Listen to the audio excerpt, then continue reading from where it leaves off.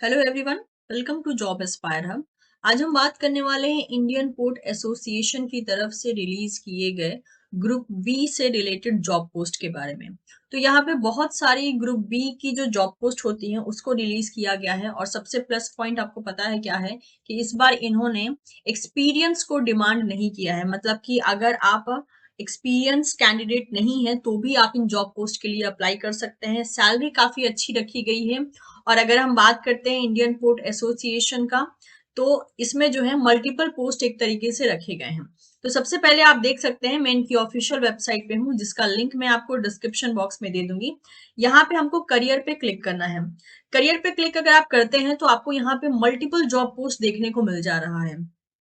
सारी employment notice जो है यहाँ पे दी गई हैं, लेकिन यहाँ पे कुछ ऐसे जॉब पोस्ट हैं जिनमें की एक्सपीरियंस रिक्वायर्ड है। अब सीधी सी बात है, अगर आप एक्सपीरियंस है तो आई विल सजेस्ट यू कि आप इनकी वेबसाइट पे एक बार जरूर विजिट करें, क्योंकि इनके पास बहुत सारे जॉब पोस्ट का वैकेंसी रिलीज किया गया है।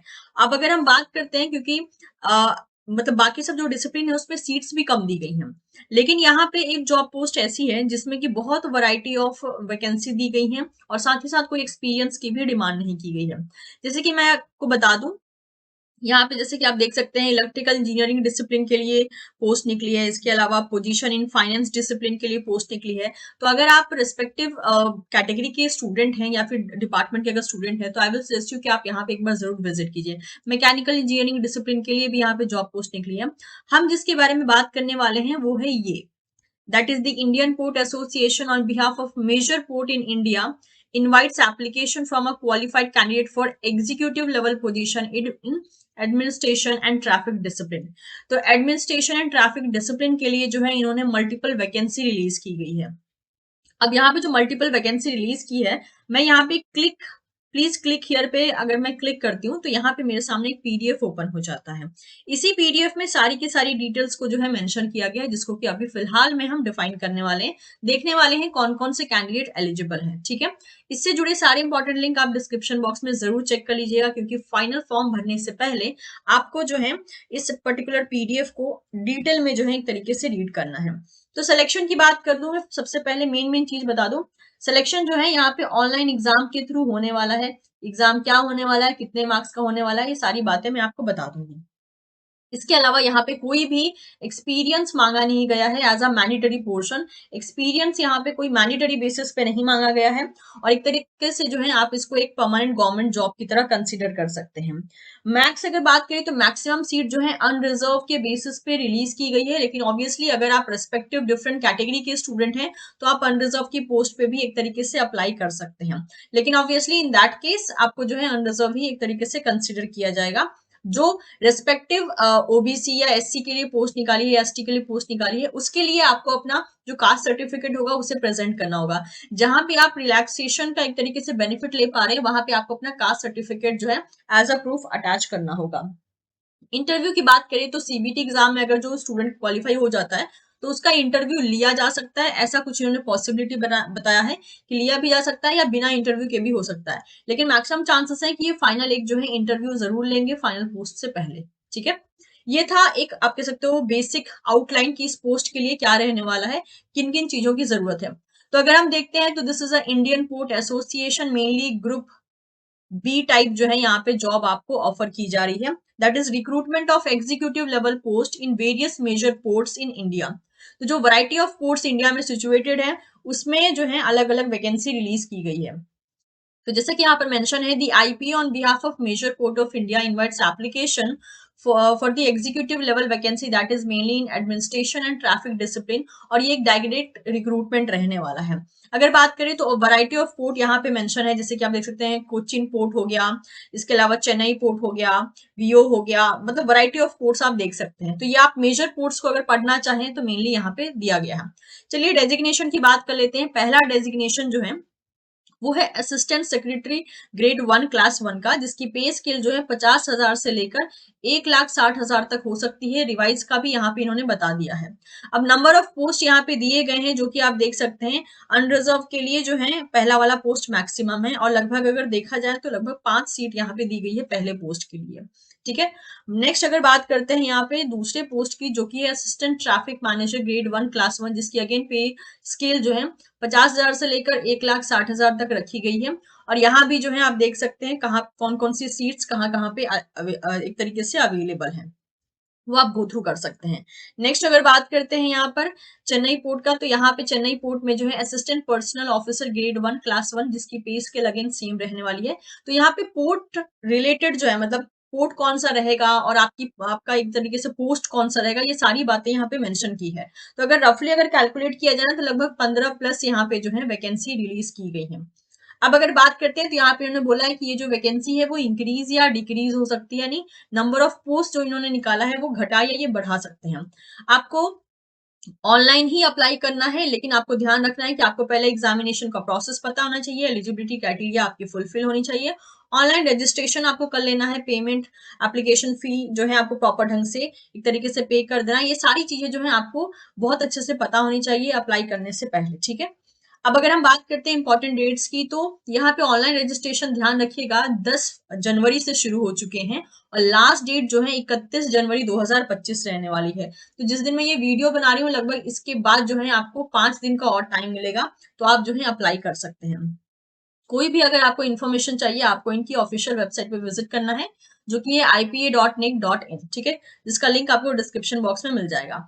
अब यहाँ पे अगर हम देखते हैं एजुकेशन क्वालिफिकेशन एंड एक्सपीरियंस के बारे में, तो जैसे कि देख लीजिए designation that is assistant traffic manager grade 1 का एसेंशियल क्वालिफिकेशन जो कि मैंडेटरी है, वो बोला है a degree from recognised university, यानी कोई भी डिग्री आपके पास होनी चाहिए। यहाँ पे इन्होंने स्पेसिफिक भी मेंशन नहीं किया है कि क्या डिग्री चाहिए, तो कोई भी डिसिप्लिन के स्टूडेंट यहाँ पे अप्लाई कर सकते हैं। डिजायरेबल एक्सपीरियंस में बोला है नॉट मैंडेटरी। डिजायरेबल का मतलब होता है कि अगर वो एक्सपीरियंस है, क्वालिफिकेशन आपके पास है तो बहुत अच्छा है, नहीं है तो भी आप अप्लाई कर सकते हैं। और इन्होंने खुद ही यहाँ पे मेंशन कर दिया है नॉट मैंडेटरी, ठीक है, जिसमें कि 2 ईयर का जो है एग्जीक्यूटिव एक्सपीरियंस मांगा है, that is in shipping, cargo operation, railway transportation, in industrial, commercial, government undertaking etcetera, ठीक है। सेकेंड अगर असिस्टेंट सेक्रेटरी ग्रेड 1 की बात करें तो यहाँ पे भी degree from recognise university, again यहाँ पे भी कोई डिग्री स्पेसिफिक मेंशन नहीं किया है, लेकिन अगर आपके पास पोस्ट ग्रेजुएट की डिग्री है या डिप्लोमा है, तो इस टाइप के अगर कोर्सेस आपके पास है या 2 साल का एक्सपीरियंस है, तो इन दैट केस वो आपका डिजायरेबल में काउंट होगा। और अगर आप कोई एक्सपीरियंस होल्ड करते हैं तो आप उसको फॉर्म में जरूर मेंशन कीजिए, क्योंकि डिजायरेबल को जरूरी तो नहीं माना गया है, लेकिन ऑब्वियसली अगर आपके पास है तो आपको मेंशन जरूर करना चाहिए, क्योंकि मैंडेटरी यानी कि हर हाल में एसेंशियल क्वालिफिकेशन आपका फुलफिल होना चाहिए। डिजायरेबल फुलफिल हो या ना हो फर्क नहीं पड़ता है, लेकिन अगर है आपके पास एक्सपीरियंस तो आप जरूर मेंशन कीजिएगा एप्लीकेशन फॉर्म में। तीसरे में जैसे कि बोला अगेन यहाँ पे भी बोला है डिग्री फ्रॉम रिकॉग्नाइज यूनिवर्सिटी, ठीक है। तो यहाँ पे भी जो है आपके पास कोई स्पेसिफिक ब्रांच की डिग्री यहाँ पर एक तरीके से कंसिडर नहीं की गई है, तो इस बात का ध्यान रखिएगा। लेकिन ऑफ कोर्स आपके पास एक मिनिमम डिग्री एक तरीके से रहनी चाहिए, ठीक है। तो वही बोला है कि यहाँ पे जो है आपको सारा का सारा डिटेल मांगा है, that is all candidate must possess valid marksheet, certificate, degree, diploma और membership document providing their qualification and experience as of the closing date of this advertisement, ठीक है। तो इस बात का आपको ध्यान रखना है। अब अगर हम बात करते हैं मैक्सिमम एज लिमिट की, तो तीनों ही पोस्ट के लिए जो है मैक्सिमम एज लिमिट 30 रखी गई है, तीनों ही अलग अलग पोस्ट के लिए। और अगर हम बात करते हैं रिलैक्सेशन की, तो यहाँ पे एज स्पेसिफिक रिलैक्सेशन भी दिया गया है, जैसे कि SC ST के लिए 5 ईयर का रिलैक्सेशन, OBC के लिए 3 साल का, and PW that is personal with benchmark disability के लिए 10 साल का। और ये वैरी करेगा डिपेंडिंग कि आप किस कैटेगरी से बिलोंग कर रहे हैं, ठीक है। ये सारा इंपॉर्टेंट हो गया। इसके अलावा नेशनलिटी वही बोला है यहाँ पे Indian, that is Indian citizen होना जरूरी है। नेपाल भूटान का केस अगर है तो भी आप एलिजिबल हैं। बाकी यहाँ पे डिटेल भी देके रखा है कि किस केस में आपकी एलिजिबिलिटी आती है। अब अगर हम बात करते हैं तो यहाँ पे और भी इमोल्यूमेंट्स एंड बेनिफिट्स के बारे में मेंशन किया है, जैसे कि आपका जो पे पैकेज होगा उसमें बेसिक पे, DA based on IDA pattern and cafeteria allowance at the rate 35% of basic पे, ये सब चीजें जो है आपको एज अ बेनिफिट मिलेंगी। स्ट्रक्चर ऑफ ऑनलाइन एग्जामिनेशन की बात कर लेते हैं। CBT मोड में एग्जाम होगा, ऑब्जेक्टिव टाइप होगा, यानी कि MCQ आपको मिलेंगे। टेस्ट ऑफ रीजनिंग की जो है मैक्सिमम मार्क्स 25 होंगे, मैक्सिमम क्वेश्चन 25 होगा। क्वांटिटेटिव एप्टीट्यूड आपसे पूछा जाएगा 25 मार्क्स का और नंबर ऑफ क्वेश्चन होंगे 25। जनरल अवेयरनेस से आपको 25 मार्क्स का मिलेगा क्वेश्चन, और 25 क्वेश्चन भी होंगे। इंग्लिश लैंग्वेज से 25 क्वेश्चन होंगे जो कि 25 मार्क्स से होंगे। टोटल आपको टाइम मिलेगा 90 मिनट का। टोटल जो क्वेश्चन होगा वो होगा 100 और 100 मार्क्स का होगा। हर एक क्वेश्चन पे आप समझ पा रहे हैं कि यानी 1 मार्क्स दिया जा रहा है और इनकरेक्ट पे जो है आपका 1/4 एक तरीके से डिडक्ट कर लिया जाएगा अगर आपने क्वेश्चन को गलत किया तो। क्वालिफाइंग मार्क्स की बात कर लेते हैं जो कि मिनिमम बेसिस पे काम करने वाला है। जनरल कैटेगरी के लिए 40%, ओबीसी के लिए 35, एससी एसटी के लिए 30% तक मिनिमम रहना चाहिए। आप इससे ज्यादा क्वालिफाई करते हैं तो उसके बेसिस पे आपका कट ऑफ लिस्ट प्रिपेयर किया जाएगा। एप्लीकेशन फी भी बहुत ज्यादा हाई नहीं रखी गई है, मिनिमल ही रखी गई है। अनरिजर्व कैंडिडेट के लिए 400, ओबीसी के लिए दैट इज ओबीसी ईडब्ल्यूएस के लिए दैट इज 300, एससी एसटी के लिए 200 और एक्स सर्विसमैन और पीडब्ल्यूबीडी के लिए नो फी यहाँ पर मेंशन किया है। अगर हम एग्जामिनेशन सेंटर की बात करते हैं तो आपका जो स्टेट है उसका that is state capital, major port of city, nearby areas, ये सब चीजें जो है ये सब एरियाज में आपका एक तरीके से एग्जाम हो सकता है और जो भी एग्जामिनेशन सेंटर होगा उसको आपको आपके एडमिट कार्ड पे मेंशन कर दिया जाएगा। आपका जो एग्जाम होगा उसके 21 दिन पहले जो है ये एक तरीके से सिटी के बारे में इंटीमेट कर देंगे, ऐसा इन्होंने बोला। The date of online examination will be intimated around 21 days before the examination. Okay sorry, मैंने गलत बोल दिया। जो डेट ऑफ एग्जामिनेशन है यानी कि कौन सी डेट को एग्जाम होगा, हम लोग एग्जाम कह तो रहे हैं लेकिन डेट इन्होंने मेंशन नहीं किया है। तो बोला है कि एग्जामिनेशन की डेट जो है 21 दिन पहले, एग्जाम से 21 दिन पहले जो है एक तरीके से मेंशन कर दी जाएगी। यानी कि अगर आपका एग्जाम किसी भी महीने की 22 तारीख को होने वाला है तो वो 1 तारीख तक आपको इन्फॉर्म कर देंगे कि यस आपका जो एग्जाम है वो इस तारीख को कंडक्ट किया जाएगा। और उसके लिए ऑब्वियसली आपको इनकी ऑफिशियल वेबसाइट पे रेगुलर बेसिस पे विजिट करते रहना होगा।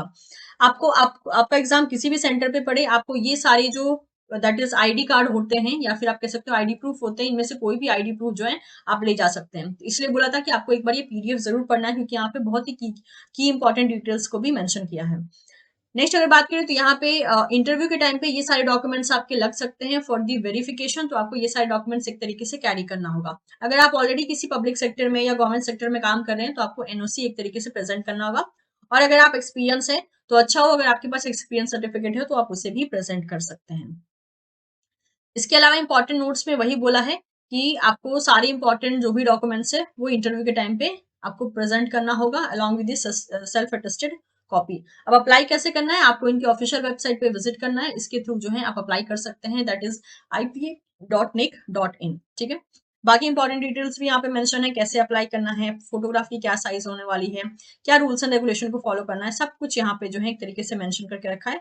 तो आप इसको एक बार पढ़ेंगे तो आपको एक आइडिया मिल जाएगा। ठीक है, इंपॉर्टेंट नोटिस वगैरह भी आप यहाँ पे देख सकते हैं। ओके, तो इसके साथ जो है इसका सारा डिटेल मैंने आपको इंपॉर्टेंट जो भी डिटेल थे वो आपको मेंशन कर दिया है। टाइम काफी कम बचा है, तो आप चाहें और आपकी एलिजिबिलिटी है तो आप इस जॉब पोस्ट के लिए एक तरीके से अप्लाई कर सकते हैं।